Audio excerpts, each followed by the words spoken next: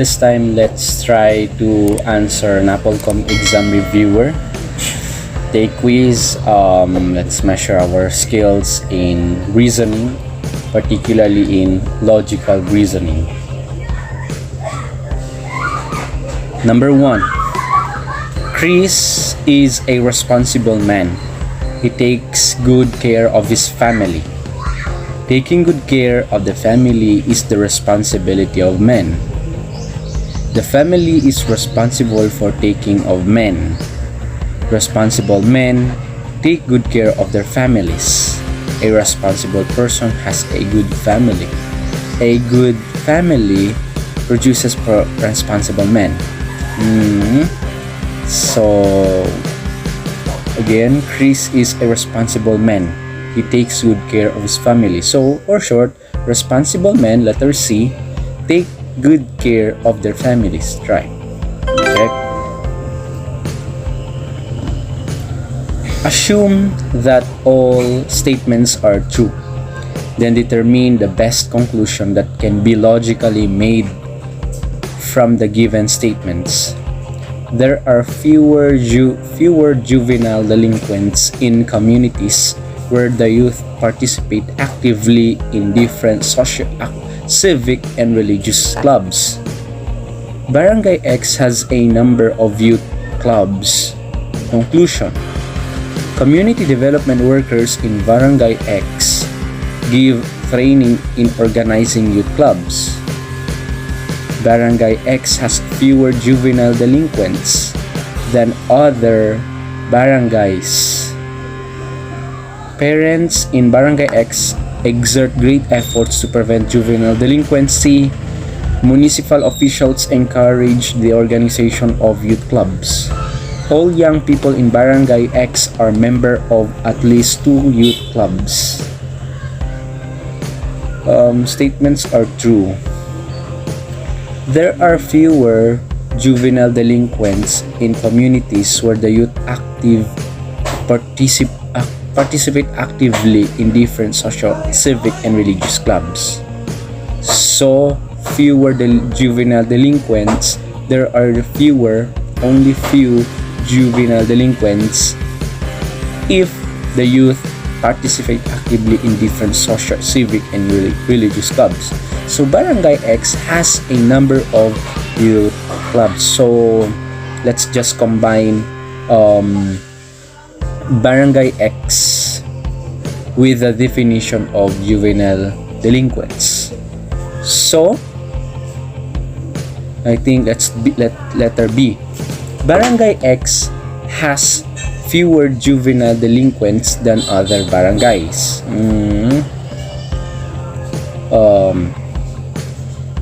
Municipal officials encourage the organization of youth clubs. All young people in Barangay X are members of at least 2 youth clubs.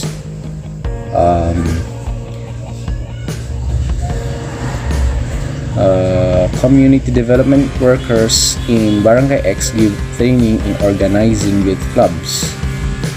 Community development. Let's try. Because Barangay X has a number of youth clubs. So let's try letter B. Barangay X has fewer juvenile delinquents than other barangays. Correct. Check. All we do is to combine Barangay X with the definition of fewer juvenile delinquents. Because fewer juvenile delinquents is equals to youth active participation.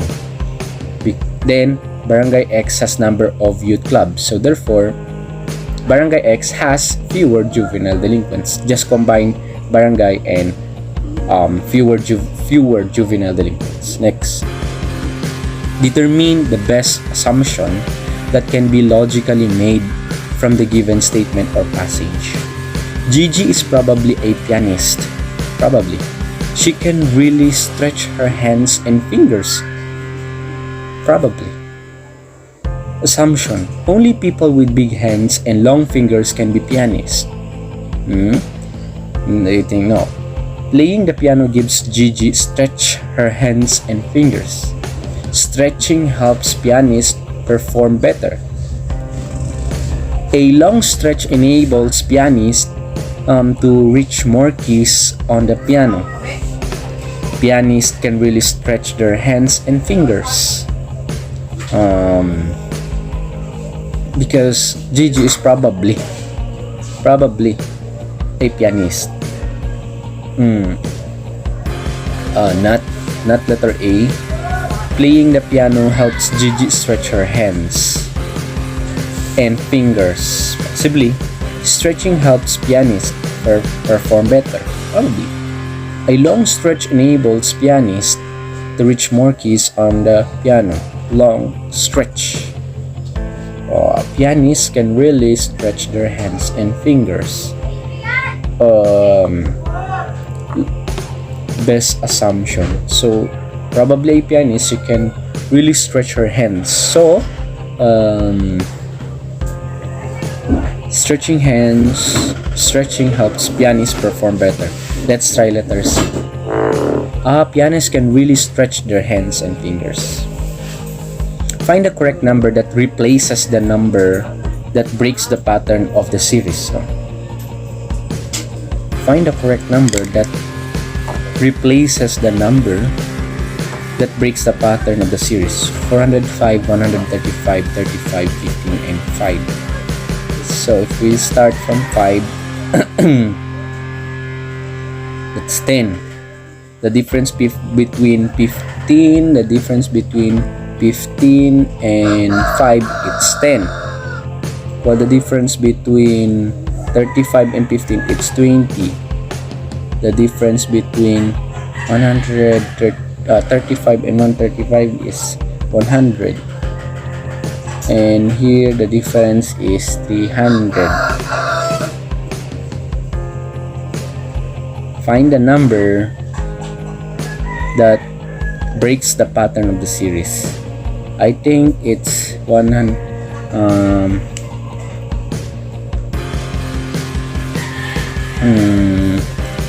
5. It's a series of 5. Let's try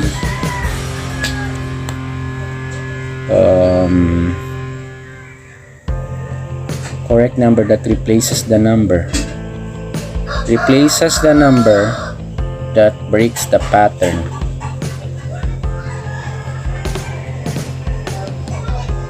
Between 405 and 135, let's try 35. 45. How come? Next. Assume that all statements are true. Then determine the best conclusion that can be logically made from the given statements. Some managers are not analytical. All managers are ruthless. Vicente is ruthless. So, it's just a matter of combination. Some managers are not analytical. That's the general. All managers are ruthless. Premise. And Vicente is ruthless. Also, premise. So, what's the conclusion? Some ruthless managers are not analytical. Vicente is a manager but is not analytical. All ruthless person are analytical. Vicente is analytical but is not a manager. Not all analytical managers are ruthless. Some managers are not analytical. Some. All managers are ruthless. Vicente is ruthless. All managers are ruthless. So it can be Vicente is a manager but is not, because some managers are not analytical but is not analytical. Let's try letter B. Some ruthless managers are not analytical. Combination. The some ruthless, then Vicente the ruthless. Missed. In a certain examination, 300 competitors pass the first part and 500 pass the second part. The number of competitors who pass both parts of the examination will most likely be blank. 800, between 500 and 600, not more than 300, between 300 and 400, between 400 and 500. 300 competitors pass the first part, while the second part, 500 pass the second part. The number of competitors who pass both parts of the examination will most likely be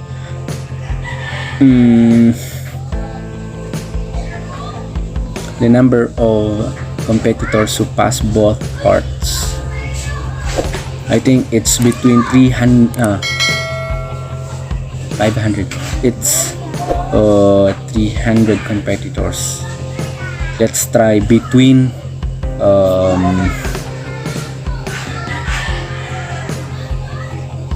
number who passed both parts. It's 800. Most likely be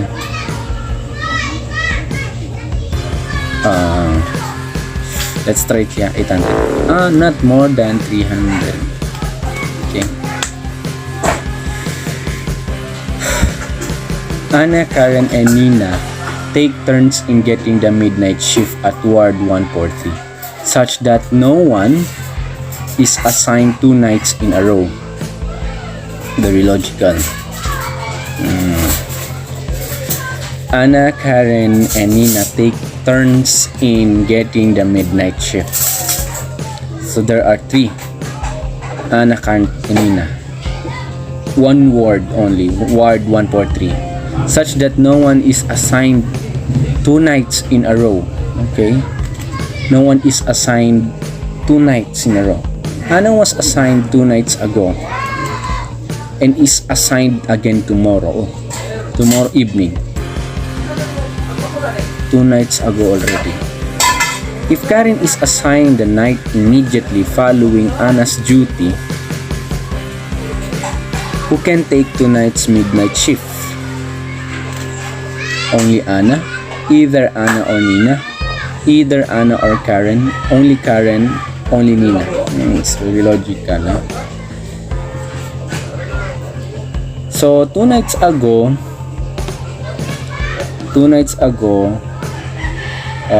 Anna is assigned. Anna was assigned 2 nights ago. So first is Anna. Then and is assigned again tomorrow evening. Okay, so there is already a lapse of two nights. So these 2 nights probably it's either Karen and Nina. It's Karen and Nina. If Karen is assigned the night immediately following Anna's, so okay, who can take 2 nights midnight shift? So first, Anna was assigned 2 nights ago. So the next will be either Anna or Nina. And then it will be assigned, Anna will be assigned again tomorrow evening. So on the 4th day. Now, if Karen is assigned the night immediately following Anna's duty, so first Anna, then the second is Karen. So who will be the third? It should be Nina. Only Nina. Again, again, the first one is Anna. After Anna, it's Karen. So who will take the midnight shift? It's only Nina. Logic. Point E, F, G, I are arranged in a line in such a way that F is between G and I, and E is between F and I. If E precedes G, in what order are they arranged? So point E, F, G, and I are arranged. It should be arranged in such a way that F is between G and I. So G, F, and I. And E is between F and I. So therefore, first will be G, Second will be F, GF. The third one it's E, and the last will be I. I think it's IEFG. No? It's just only a reverse, because the very first, if we will reverse, because the very first is that G, because F is between G and I, so F, and then E is between F and I, so between. So therefore, E and I are just together. If E precedes G, in what order are they arranged?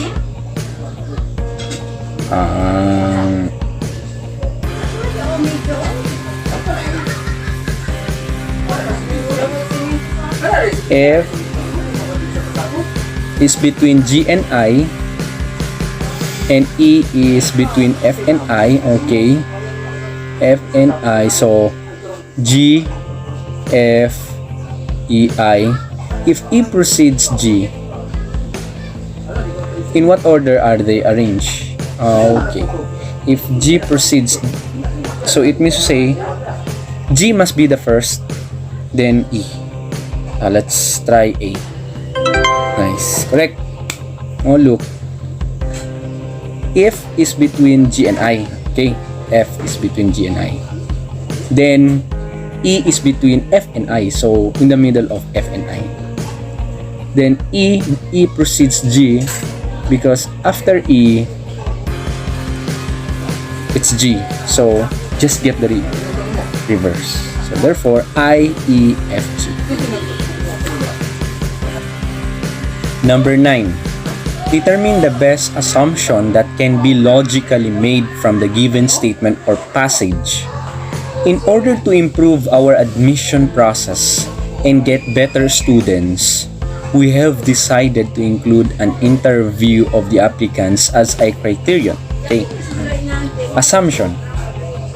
Current admission procedures are greatly inadequate. Current admission criteria need to be updated. An interview of the applicants will ensure the student's success in school. An interview of the applicants will help draw better students. Okay? An interview of the applicants will be too time-consuming. In order to improve our admission process and get better students, we have decided to include interview of the applicants as a criterion. So therefore, an interview of the applicants will help draw better students. Let's try letter D. Okay, check. Next. If Henry is a wizard, then he has magical powers. So, Henry is a wizard. Then, what can be concluded? Henry can fly through a broom. Henry does have magical powers. Henry knows how to cast spells. Henry has magic wand. Henry has magic powers. Magical powers. Let's try letter E. It's a combination of Henry and the magical powers. If Henry is a wizard, then he has magical powers. Henry is a wizard. So therefore, Henry has magical powers. Let's try letter E. Check. Logic. Mina, Bing, Ami, and Sel have surnames Flores. Mina, Bing, Ami, and Sel have surnames Flores. Mendez, Perez, and Reyes. But not respectively. Okay? Mina, Bing, Ami, and Sel have surnames Flores, Mendez, Perez, and Reyes, but not respectively. Mina is taller than Ami and Sel. Okay. Miss Mendez is tallest of the four. Okay. Miss Flores is taller than Miss Reyes, but shorter than Miss Perez. Also, Sel is taller than Ami and Bing. What is the full name of the second tallest person?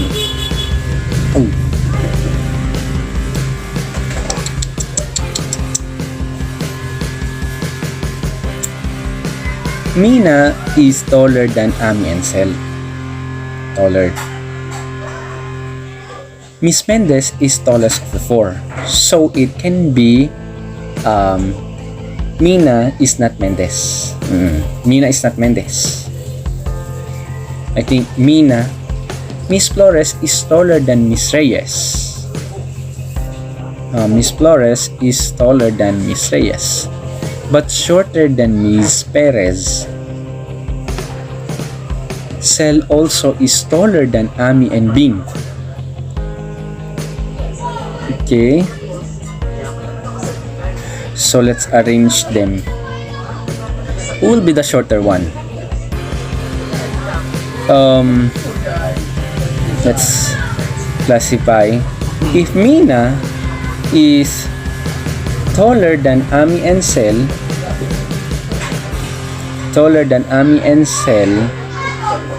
so the tallest one will be Bing. Bing is the tallest. Because taller. There are four. The one who will be is taller than Mina is the tallest. So therefore, Bing is tallest than Mina, Ami, and Sel. Bing. Miss Mendez is tallest of the four. So therefore, Bing Mendez. It's Bing Mendez is tallest of the four. Miss Flores is taller than Miss Reyes. So it can be Mina Flores.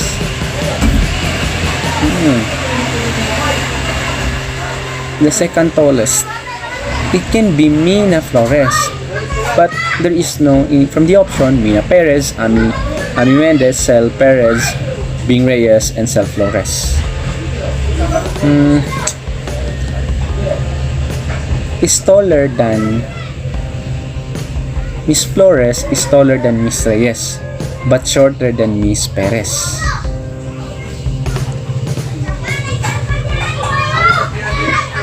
So the tallest is Mendez.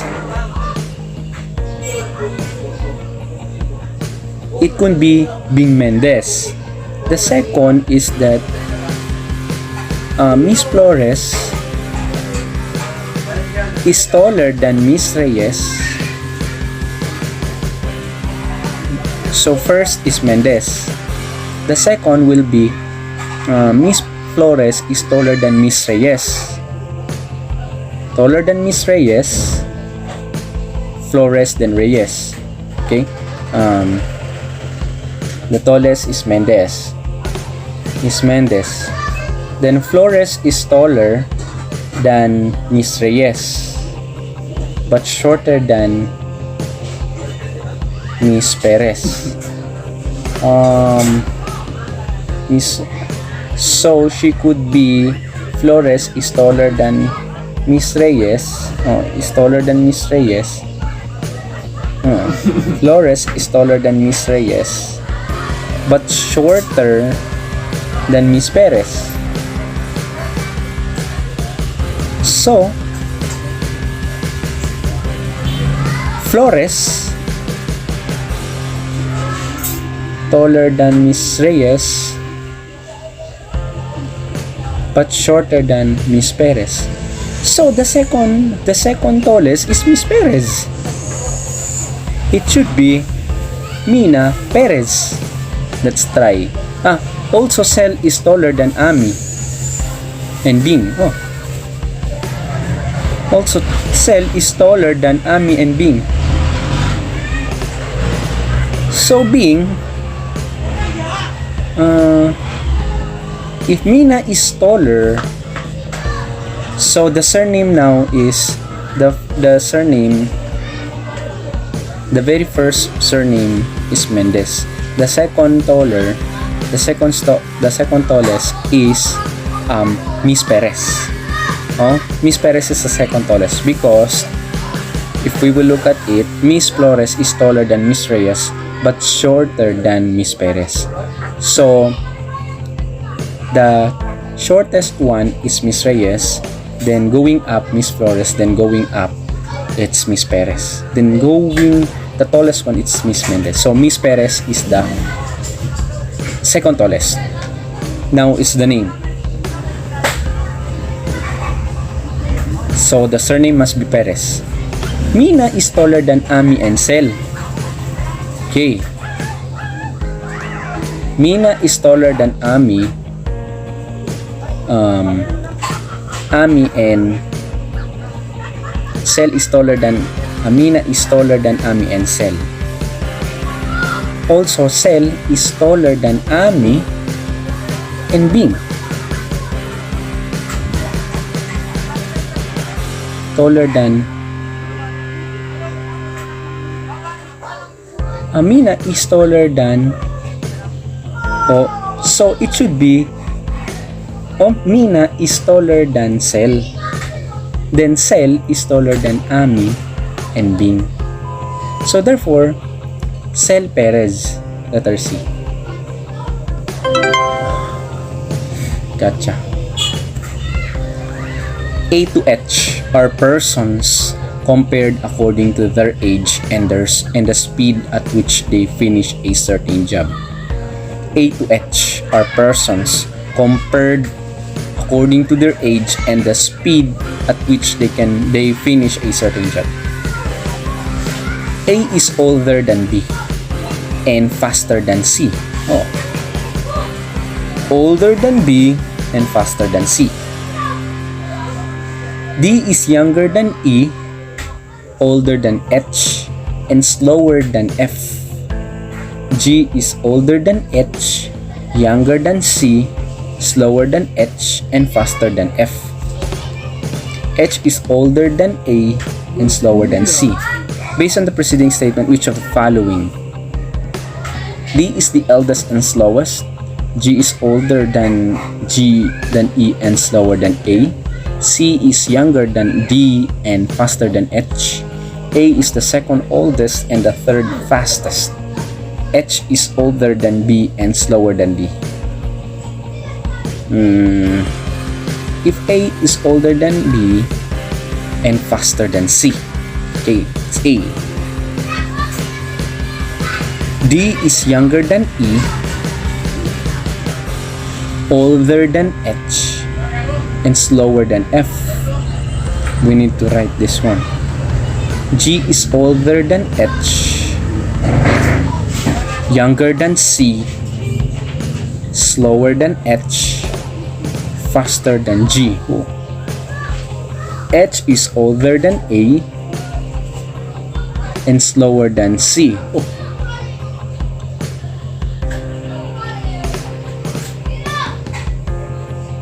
It should be A is older, but H now is older than A and slower than C. H is, if we compared with D is the eldest and slowest, there is no comparison between. Okay, look, G is older than H.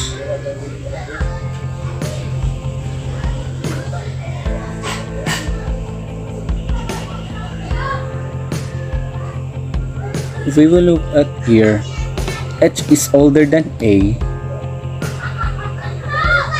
so therefore H is older than A, but G is older than H. G is older than H, younger than C.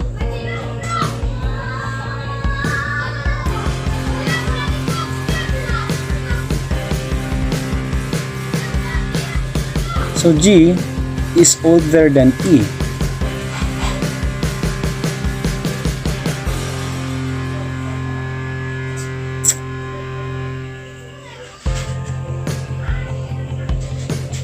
Let's check the order. No, letter E cannot be correct. Let's eliminate.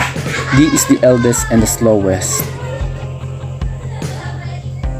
It's younger than A, younger, so he cannot be the eldest. No. G is older than E.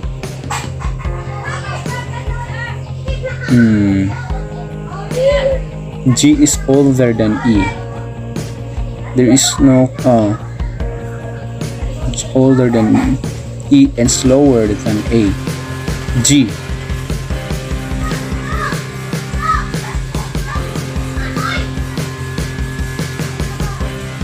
I think cannot be. There is no comparison between G and E. There's no connection between G and E. D is younger than E. There is no comparison between G and E.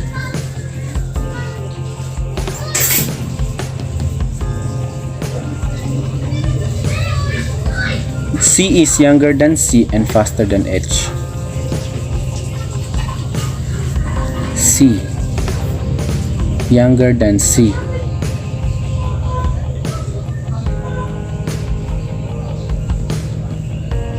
A is the second oldest and the third fastest. I think it can be A is older than B. No. A cannot be the second oldest because G is older than H and H is older than A. It cannot be, so eliminate A and D. H is older than B and slower than D. H is older than, yes, H is older than A, then older than B.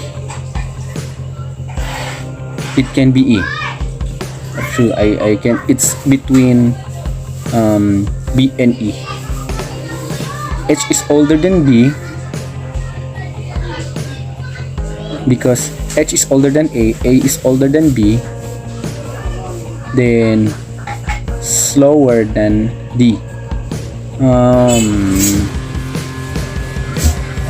Slower than C,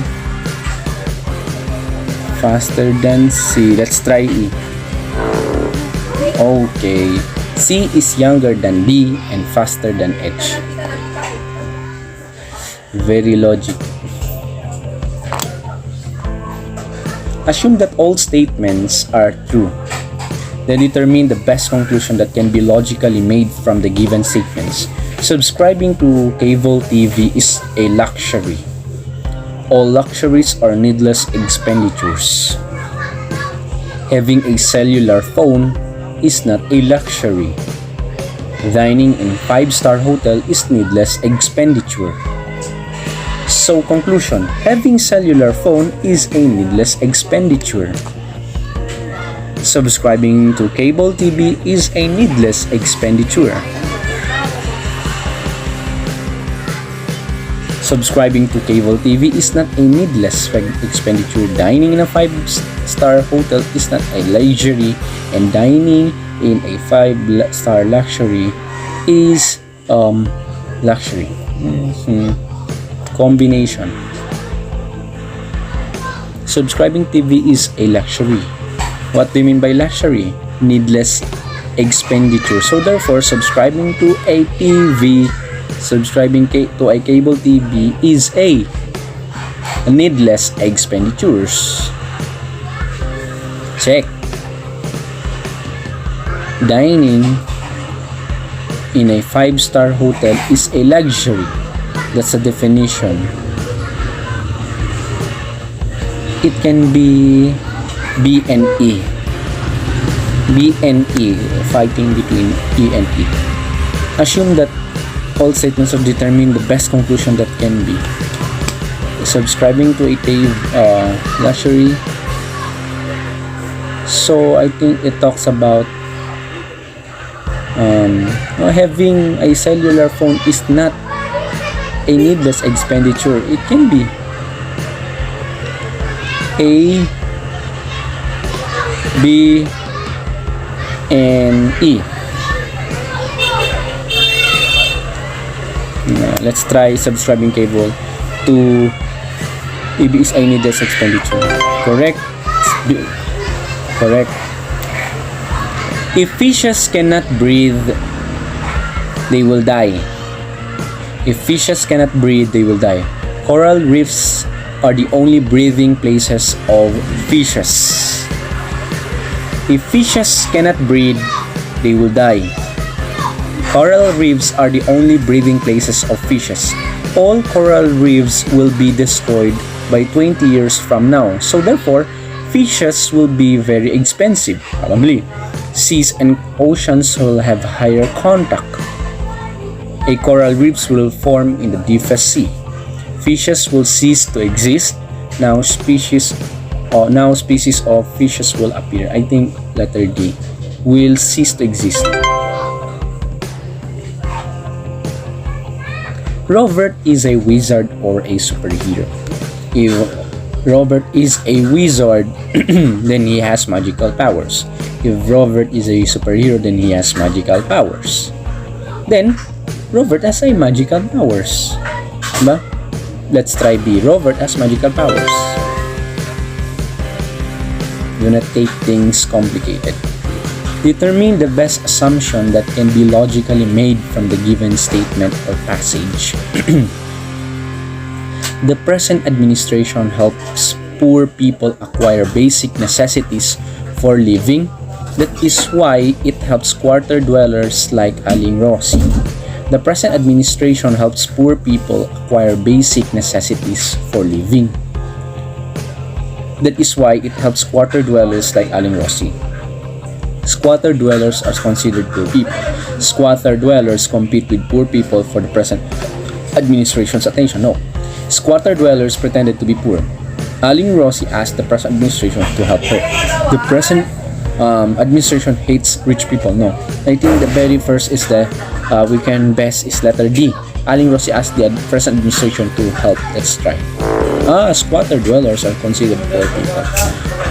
Assume that all statements are true, then determine the possible. Best conclusion. Artists are never ham-handed. All artists are inquisitive. Peter is not ham-handed. Florence is not inquisitive. Conclusion. Florence is not an artist. Florence is an artist, no? Inquisitive people are not ham-handed. All artists. So therefore, artists are never ham-handed. No? People is not an artist. Peter is not an artist. Peter is an artist. So combining all artists are inquisitive. So artists, inquisitive people are not ham-handed. Let's try. Inquisitive people are not ham-handed. Florence is not an artist. If points M, N, O, and P are arranged in such a way that 3 of them lie in a line, how many lines are there? Only one? If points M, N, O, and P are arranged in such a way that 3 of them lie in a line, so there can be 2 lines. How many lines are there? If points M, N, O, P are arranged in such a way that 3 of them lie in a line. 3 of them lie in a line. How many lines are there? So it can be in one line M and O.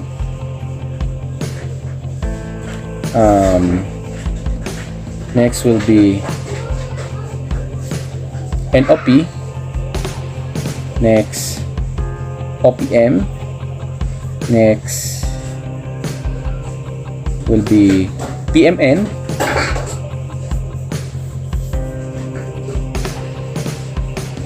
PMN.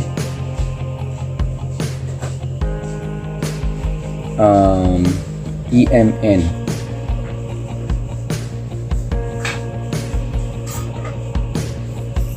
Next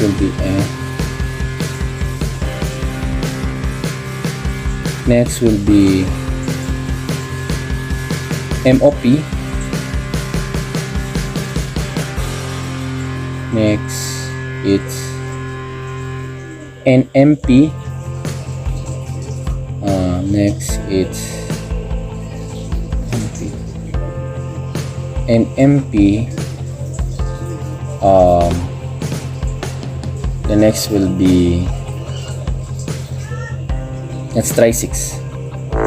4, only 4. Joel's poems are modernistic since they deal with complicated subject matters. Modernistic poetry depicts true to life events. Modernistic poetry is intellectually pretentious. Complicated subject matters are suited in modernistic poetry.